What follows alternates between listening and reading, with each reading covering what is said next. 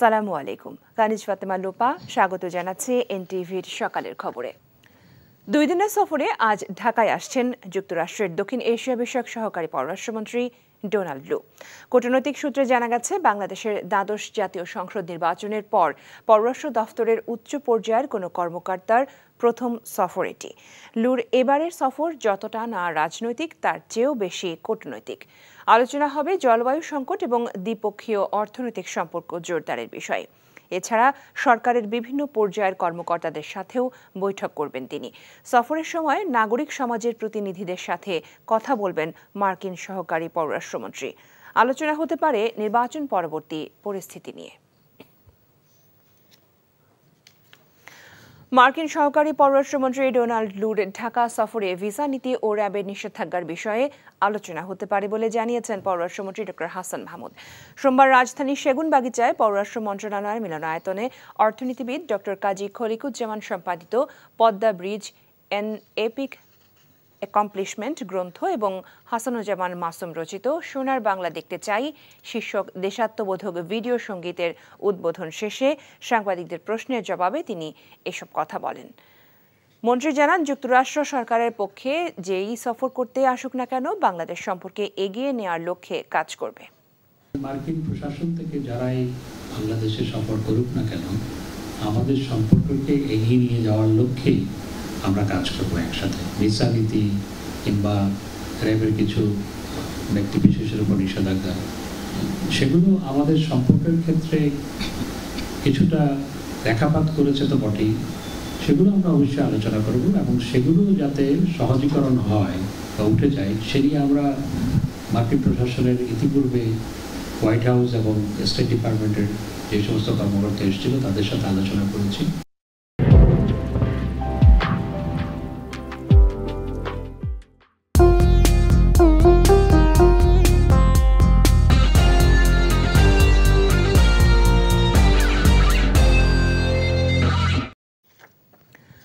যে দেশের প্রেসিডেন্টের কথা ইসরায়েল শোনে না, সেই যুক্তরাষ্ট্রের সহকারী পররাষ্ট্রমন্ত্রী বাংলাদেশে এসে বিএনপিকে চাঙ্গা করবেন, এমন পরিস্থিতি আন্তর্জাতিক রাজনীতিতে এখন আর নেই বলে মন্তব্য করেছেন আওয়ামী লীগ সাধারণ সম্পাদক ওবায়দুল কাদের। সোমবার সংবাদ সম্মেলনে তিনি আরও বলেন, সফরের উদ্দেশ্য জানা নেই। নজরানা চৌধুরীর রিপোর্ট। আওয়ামী লীগ সাধারণ সম্পাদক ওবায়দুল কাদের সোমবার দুপুরে দলের ধানমন্ডি কার্যালয়ে এক সংবাদ সম্মেলন করেন।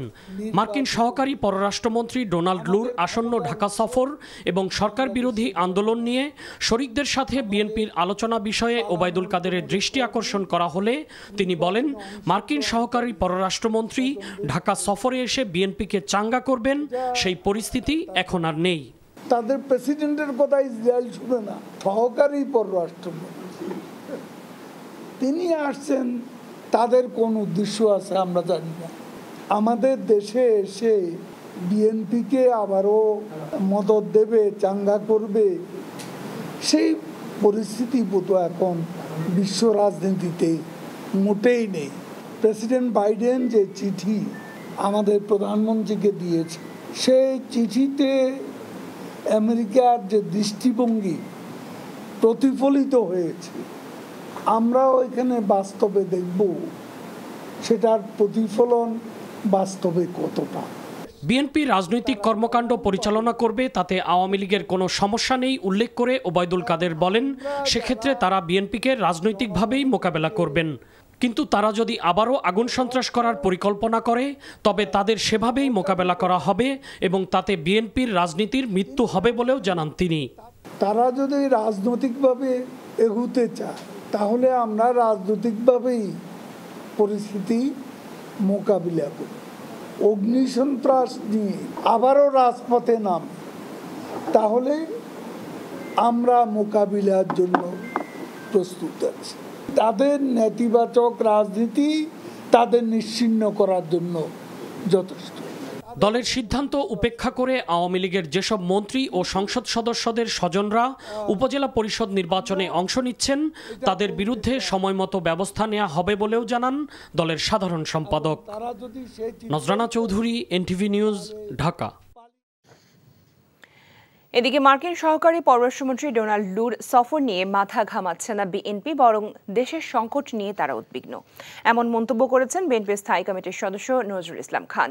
সোমবার দলের চেয়ারপারসনের গুলশান কার্যালয়ে জাতীয়তাবাদী সমমনা জোটের সাথে বিএনপির লিয়াজু কমিটির বৈঠক শেষে এ কথা বলেন তিনি। জানান, যুগপথ আন্দোলনরত দলগুলোর সাথে আলোচনার ভিত্তিতে সামনের দিনে কর্মসূচি ঠিক করা হবে। সেই কর্মসূচি হবে জনসম্পৃক্ত। আওয়ামী লীগ সাধারণ সম্পাদক ওবায়দুল কাদেরের বক্তব্যের জবাবে বিএনপির নীতি নির্ধারণী ফোরামের এই সদস্য বলেন, বিএনপি সহিংসতায় বিশ্বাস করে না, আওয়ামী লীগ নাশকতা করে এদের দায় চাপায় বিরোধী দলের উপর। পরে লেবার পার্টির সাথে বৈঠক করে বিএনপির লিয়াজু কমিটি। ডোনাল্ড লুর ব্যাপারটা অতখানি গুরুত্বপূর্ণ মনে করলে আমরা বলতাম, আমরা কিন্তু বলি নাই। আপনি তুলেছেন এই প্রশ্ন, আমাদের কাছে এটা অত গুরুত্বপূর্ণ না যতটা গুরুত্বপূর্ণ কুকি চীনের যে আচরণ, যেটা নিয়ন্ত্রণ করতে সরকার প্র্যাকটিক্যালি ব্যর্থ হচ্ছে। ডোনাল্ড লু তো অনেক দূরের মানুষ আর কি। আমরা শঙ্কিত আমার নিজের দেশের অবস্থা নিয়ে। আমরা শঙ্কিত যে আমাদের দেশে যারা ব্যাংক লুটেরা তাদেরকে মুক্ত করার জন্য সরকারের যে অপচেষ্টা ওটা নিয়ে। হজ যাত্রীদের ভিসা অনুমোদনের সময় বাড়ানোর জন্য সৌদি আরবের প্রতি আহ্বান জানিয়েছেন প্রধানমন্ত্রী শেখ হাসিনা। সোমবার গণভবনে প্রধানমন্ত্রী শেখ হাসিনার সঙ্গে বাংলাদেশে নিযুক্ত সৌদি আরবের রাষ্ট্রদূত ইসা বিন ইউসুফ আল দুহাইলান সৌজন্য সাক্ষাৎ শেষে প্রধানমন্ত্রী এই আহ্বান জানান। বিভিন্ন জটিলতায় সৌদি আরব থেকে এখনও ভিসা পাননি 10,000-এর বেশি হজযাত্রী। তাদের সবাই যেন পবিত্র হজ পালন করতে পারেন, সেজন্য প্রধানমন্ত্রী এই আহ্বান জানান। এ সময় সৌদি রাষ্ট্রদূত বলেন, যেসব হজযাত্রী এখনও ভিসা পাননি তাদের ভিসা দেওয়ার উদ্যোগ নিচ্ছে সৌদি সরকার। সৌদির রাষ্ট্রদূত বাংলাদেশে কিছু প্রকল্প বাস্তবায়নে তার দেশের বিনিয়োগকারী ও কোম্পানি আগ্রহ প্রকাশ করেছেন এবং তার একটি তালিকা প্রধানমন্ত্রীর কাছে হস্তান্তর করেন।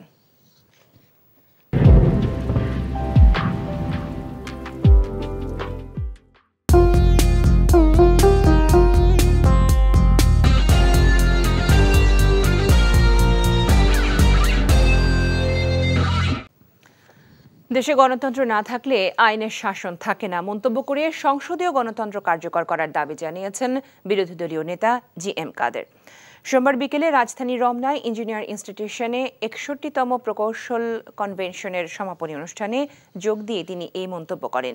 আইনের শাসন প্রতিষ্ঠায় গণতন্ত্র চর্চার কোনো বিকল্প নেই দাবি করে বিরোধী দলীয় নেতা বলেন, দেশের মানুষ এখনও বিভিন্নভাবে তাদের অধিকার থেকে বঞ্চিত হচ্ছে। এখনও মানুষ তার ভোটাধিকার প্রয়োগ করতে পারছে না বলেও অভিযোগ করেন তিনি। মানুষের অধিকার নিশ্চিতে সংসদীয় গণতন্ত্র কার্যকরের দাবি জানান জি.এম. কাদের। পাস করার পরে আমরা দেখেছি যে আমরা অন্য জায়গায় গেছি। গণতন্ত্র যদি চর্চা করতে হয় তাহলে জনগণের রায়ের উপরে আমার বিশ্বাস থাকতে হবে, জনগণের বিচার বুদ্ধির উপর বিশ্বাস থাকতে হবে। তারা গণতন্ত্রের উপযুক্ত সেটা আমাকে বিশ্বাস করতে হবে, তারপরে আমাদের নেতাদেরকে বিশ্বাস করতে হবে। এই জন্য আমরা সবসময় দাবি করেছিলাম যে সংসদীয় গণতন্ত্রটাকে সম্পূর্ণভাবে কার্যকর করা উচিত এবং এর জন্য কিছুটা হলেও আমাদের রিস্ক নিতে হবে। দেশে যদি সংসদীয় গণতন্ত্র থাকে তাহলে গণতন্ত্র বিকশিত হবে এবং সেই গণতন্ত্রের সুফল সারা দেশের মানুষ সেভাবে ভোগ করতে পারবে।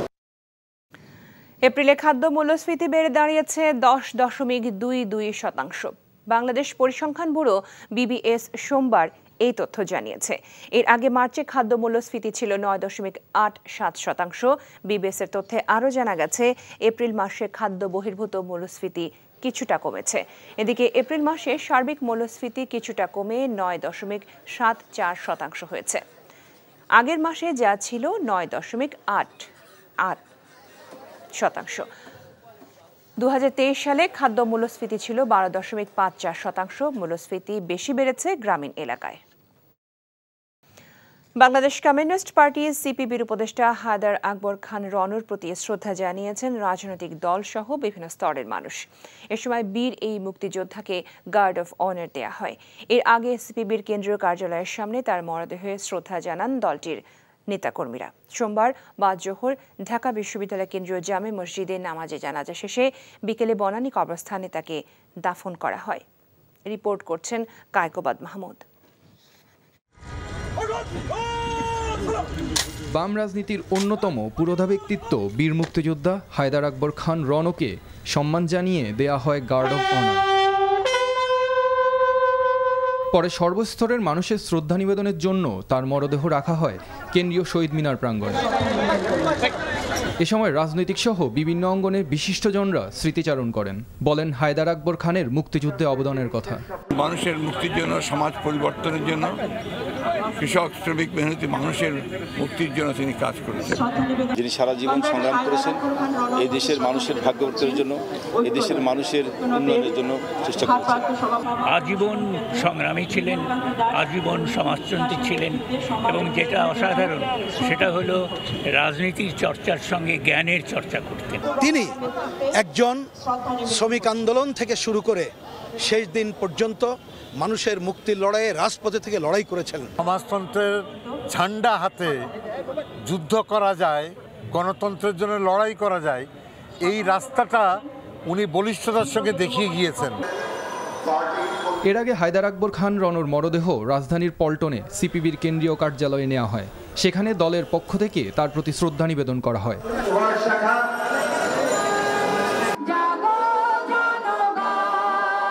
গত শুক্রবার দিবাগত রাত 2টায় রাজধানীর একটি বেসরকারি হাসপাতালে ইন্তেকাল করেন মার্ক্সবাদী তাত্ত্বিক হায়দার আকবর খান রন। Kaykobad Mahmud, NTV news, Dhaka. খবর শেষ করছি, তবে যাবার আগে ক্রাউন সিমেন্ট শিরোনামগুলো জানিয়ে দিচ্ছি আরও একবার। আজ ঢাকা আসছেন ডোনাল্ড লু। ভিসা নীতি ও র্যাবের নিষেধাজ্ঞার বিষয়ে আলোচনা হতে পারে পররাষ্ট্রমন্ত্রী। মৃত্যুদণ্ডাদেশ চূড়ান্ত না হলে আসামিকে কন্ডেম সেলে রাখা যাবে না, হাইকোর্ট। দেশে গণতন্ত্র না থাকলে আইনের শাসন থাকে না, বললেন জিএম কাদের। সংসদীয় গণতন্ত্র কার্যকরের দাবি। হামলার ভয়ে রাফা ছেড়েছে 3 লক্ষাধিক মানুষ। ইসরায়েল বিরোধী বিক্ষোভ থেকে অর্ধশতাধিক প্রফেসর গ্রেফতার। এই ছিল সকালের খবরে। এই খবরের ভিডিও সহ আপডেট জানতে ভিজিট করুন এনটিভি অনলাইন www.ntvbd.com। এছাড়াও এনটিভির জনপ্রিয় সব অনুষ্ঠান ও খবরের আপডেট জানতে ভিজিট করুন আমাদের ইউটিউব ও ভেরিফাইড ফেসবুক পেজ। সবাইকে ধন্যবাদ এতক্ষণ সাথে থাকার জন্য।